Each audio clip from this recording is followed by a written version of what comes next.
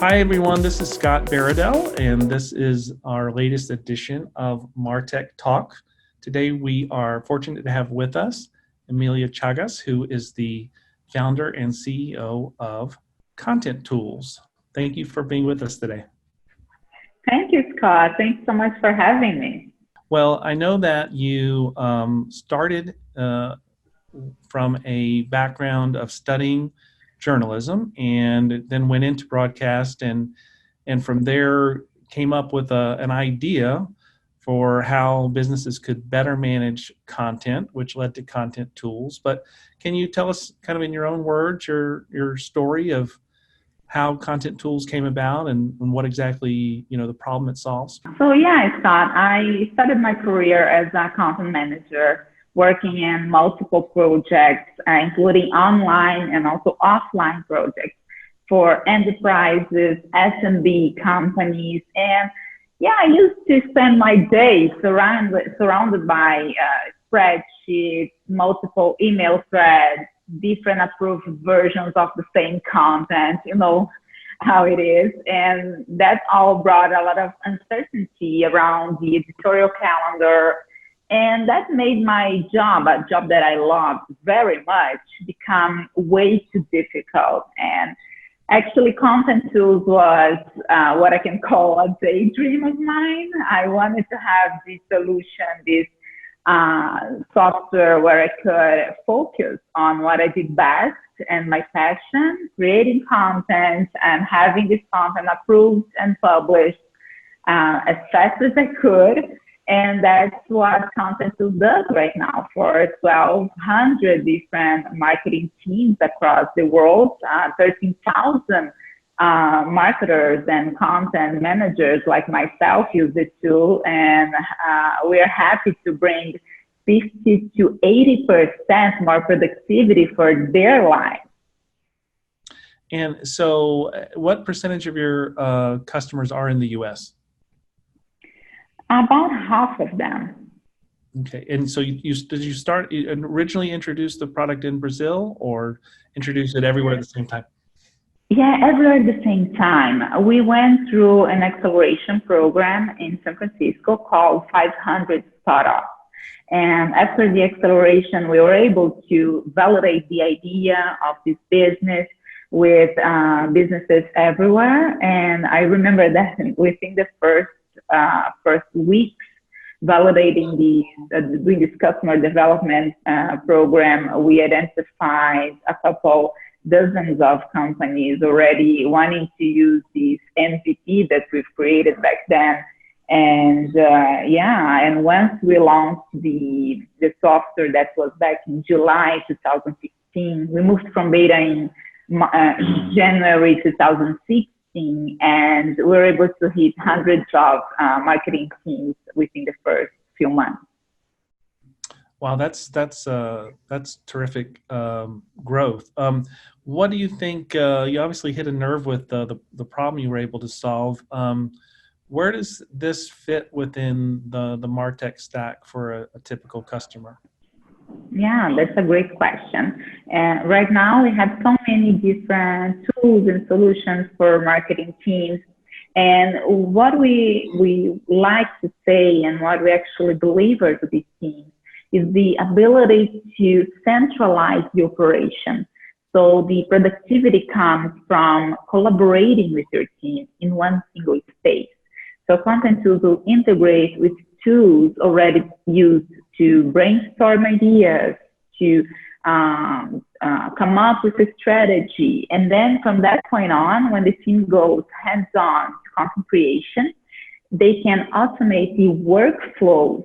So that piece of content has to go from me to you to another person from our team, and up to the customer approval if we're an agency, or up to our C-level approvals for our marketing team. And after all of these approvals, the software takes control of all of the handling of that content. And we can understand everything that has happened with that piece of content, from the first person to the last, all of the approvals in between, all of the different versions.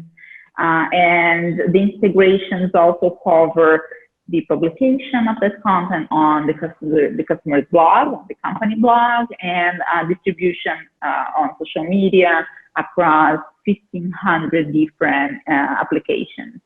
So right now we have so many different channels, so many different tools, and being a marketer right now, 2019, is so complex because of that.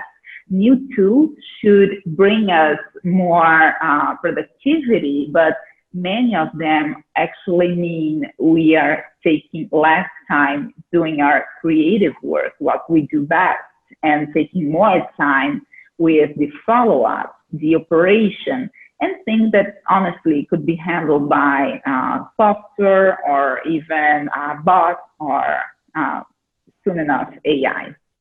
So yeah, Contentools centralizes the operation, and by doing that, we free our marketer to do what they do best. What this is built to handle content at scale, and is a solution that can work for larger businesses. What's kind of the sweet spot in terms of the size business and the size marketing department that gets the most value from Contentools? That's a great question. What we're seeing is that teams that have some type of complex operation in terms of having a large enough team in-house, so let's say 5 people handling content, either creating, being a writer, designer, proofreader, video maker, approving, up to teams that leverage from freelancers that have remote workers, teams with different locations, teams that handle different projects at the same time, or maybe have different audiences, different websites they create content for. So any level of complexity within the content creation can actually become easier if you use Contentools to organize your daily routine. Now, if I'm a business, and let's say I'm part of a growing business and we're producing more and more content, what might be some of the pain points I might see where I should say, oh, maybe I need Contentools? Yeah, you see, content scales in a way that you create this video that we're creating right now. It will be in that it can drive traffic to your website for months and even years. But you're not creating just this one, right? You're creating another one tomorrow, another one next week, and you see yourself surrounded by many and multiple content projects, and they compound as well. So you have to not only create this content, but follow up with the status. Is it edited yet? Was it published? Once published, was this distributed in what social media's account and what newsletters, partner newsletters, what happened to this content once it's live, and after that, how many people are actually touching this content? It took so long for us to create and to bring to the world. Is it bringing the results we first envisioned it for us? So all of these questions take a lot of time to be answered. And Contentools provides these types of answers at your fingertips. So you can simply go to the software and check, and many times even before you ask, you can receive these insights on your email to understand what content is actually bringing more results, what channels are working for you, and what channels you should be actually investing more in, and so on and so on. I think there's such a focus on, as you said, we have to keep producing new blog posts or new videos or new content, new social content, that taking advantage of the assets you've already created can sometimes be put on the back burner. How does Contentools help with making sure that you're taking advantage and making the most of this great and growing asset of content that you've built as a brand over time? That's a great question. And by the way, congratulations. That success story is the ideal one, I would say, when you're able to create a community and then you create a business on top of that community. That's really great. And content provides that. Content allows this type of stories to come to life. And yeah, Contentools really helps by bringing this information to the surface. So you can understand what content is still driving traffic to you and the opportunities that you might have with content articles or their content that is indexed, but you're not actually paying that much of attention. And you want to you see opportunities there to compete for a certain keyword or in a certain space that you believe in. So you can extract this type of information and get that content back to your team. What we also do is to cross the information from your strategy to the content you have created in the past and the potential gaps in your strategy. What I mean by that is, okay, I have a certain persona that we want to attract, this ideal customer profile we want to bring closer to us, and then we provide content, we create value first for that to happen. But this content has to follow, or at least we want that ideal customer profile to go through a certain journey with us based on different on this content road, on the streets that we're creating with content for them. And we can check easily on Contentools how many content pieces I actually created for each step of the road that I envisioned for that persona.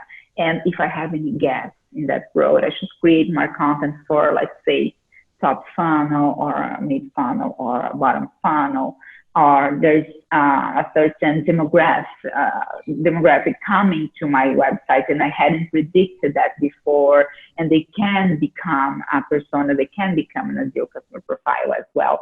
So these opportunities that we can actually go through analytics and take these conclusions, but that takes a lot of time and time from our creative staff many times.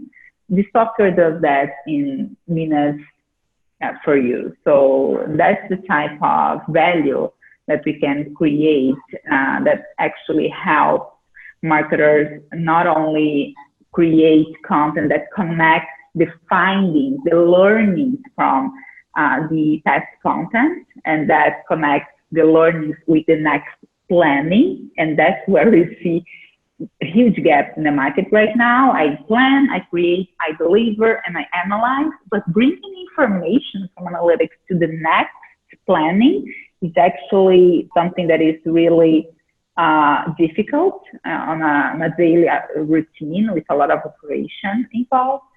And beyond that, what content I have created in the past that I can still leverage from and I can still improve or even deliver more value to my audience by updating, by including more content types there, maybe a video, maybe explain the same information in a different way, or even summarizing it. Why not? We hardly talk about shortening content, but that too can be done, and that too can improve SEO. I mentioned HubSpot, and we are a HubSpot partner, and many of our clients, as well as folks that look at MarTech Talk, are HubSpot users. I know that Contentools has an integration with HubSpot. Can you talk about that, and how it integrates with HubSpot and how it adds value for HubSpot users? Sure. So HubSpot customers, HubSpot partners use Contentools for all the operations for their content strategies. And Contentools allows you to publish directly on HubSpot CMS without needing to update all of the content inside the CMS itself. So you can use Contentools editorial calendar. You can create a follow-up and a chain, as we call, of social media posts in different channels, targeting the distribution of a specific article. Once it goes to HubSpot CMS, it's spread on the social media channels that you set there on different days and times and different channels. There are many ways to user integration with HubSpot, and the HubSpot team as well uses it. They use Contentools to centralize and to organize the content creation process across different teams, both in-house and external contributors in the US and across several different countries around the globe. And the content manager, the global content manager, can have an overview of everything that is going on in a single screen. So it becomes really easy to manage as well. And yeah, the integration is mainly the HubSpot CMS, and you can control all of the publishing, all of the distribution from Contentools. And so HubSpot is a Contentools customer as well then? That's correct. Well, that's a good endorsement. Yes, we are very happy about it. Yeah, and they offer great feedback. They are heavy users for sure, and we have improved their productivity. That's their words, not mine, but we have improved their team productivity in 83% after a couple of weeks of onboarding. So that's really exciting for us. It is. Well, from the beginning, HubSpot has always promoted the importance of sharing knowledge and creating content to do that, and using content to draw people in. Over time, they focus more on that content coming from customers and customers saying good things about you, rather than all of that content coming, with your brand as the source. But it's still all about getting content out there. Where do you see this whole content marketing space going, just beyond the tools themselves? Obviously, over the last decade, there's been, exponentially, increasing amounts of content to pour through on the internet every day. Certain folks have kind of become a little jaundiced to the value of producing content, because like a lot of things, it can become an end in itself, and you're producing a lot of content and that's not necessarily driving your business or bringing you new customers. With kind of all of these things happening, all the technology that's out there, all the brands that now recognize the value of content, but then they question it because everybody else is doing it too. Some seeing results, some not. Where do you think all this is going? Yeah, that's a great question, Scott. I see the evolution of the content industry. In a way, it's similar to when digital came about. Remember when having a website was a differentiator or an advantage for some companies, and they could drive customers first or before their competitors because they had one, and then everyone had a website. So that was paramount to existing online. And okay, it's not a differentiator anymore. Everyone has one. So how can we differentiate ourselves? With content, the same movement, of course, in a different moment, but the same movement kind of existed when the first companies waking up to providing value to your audience first before actually offering them or bombarding them with ads You should actually be creating value and connecting your brand to learning and connecting your answers to people's questions, and then providing content to do that. That was the main differentiator back in a decade ago, let's see. And now that everyone is doing, it's not a way to differentiate anymore.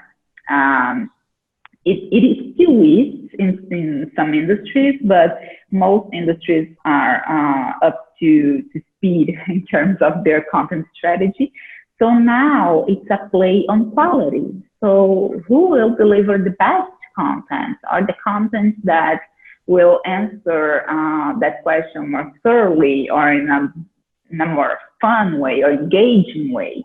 And the movement after that, I believe, will be for us to go beyond in terms of distribution and understanding where our audience actually consumes content. We are talking a lot about voice search, for instance. Right now, we're in voice when in the same moment we were with written content. Again, a decade ago, when answers were most valued, and for voice it still is, it is like that right now. It's a matter of indexing your content in a way that Google or Alexa will find it easier and use it, and the first answer wins, of course, because you only get one answer for every question. But at the same time, these engines are still improving, and yeah, there's a lot of